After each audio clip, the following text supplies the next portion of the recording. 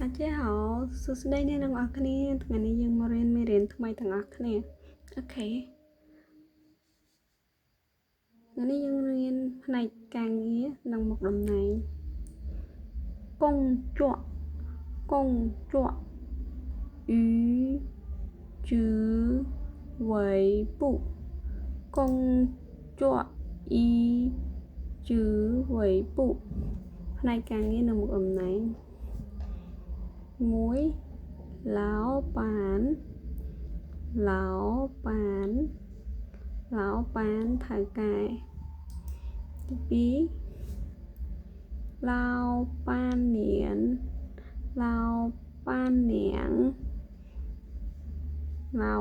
ាងថៅកែស្រីទី3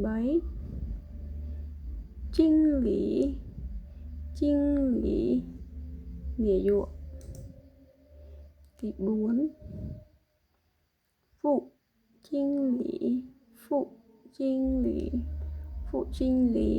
នាយករងទី5ចុងជីង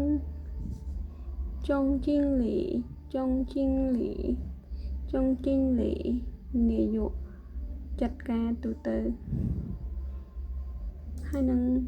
ទី6ឆាងចាងប្រធានរោងចក្រចឹងមួយថ្ងៃខ្ញុំនឹងបង្រៀនអ្នកទាំងអស់គ្នា6ពាក្យតាក់ទងនឹងការងារអញ្ចឹងអ្នកទាំងអស់គ្នាយកទៅអានសរសេរធ្វើមិនឲ្យយើងគាត់ថាយើងចាំហើយព្យាយាមចំណាំអក្សរ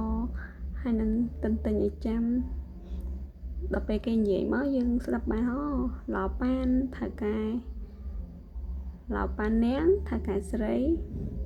ជីងលីនាយកហ្វុជីងលីនាយករងចុងជីងលីនាយកចាត់ការទូទៅឆាងចាងប្រធានរោងចក្រអូខេឥឡូវខ្ញុំសូមអានឲ្យម្ដងទៀតឡោប៉ានថៅកែឡោប៉ាននាងថៅកែស្រីជីងលីនាយកហ្វុជីងលីនាយករងចុងជីងលី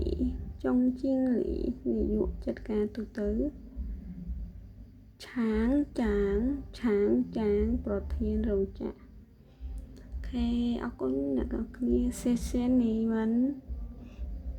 今天我们学习ឥឡូវហ្នឹងគឺយើងហ៊ានតែពាក្យប៉ុណ្្នឹងទេចាំបើសិនជាពេញចិត្តជួយ like ជួយ share ម្នាក់មួយផងណាអរគុណសម្រាប់ការតាមដានហើយនឹងខំប្រឹងរៀនទាំងអស់គ្នានេះជា channel YouTube របស់នាងខ្ញុំចឹងកុំភ្លេចជួយ like ជួយ share ម្នាក់មួយផងអរគុណចាយជៀន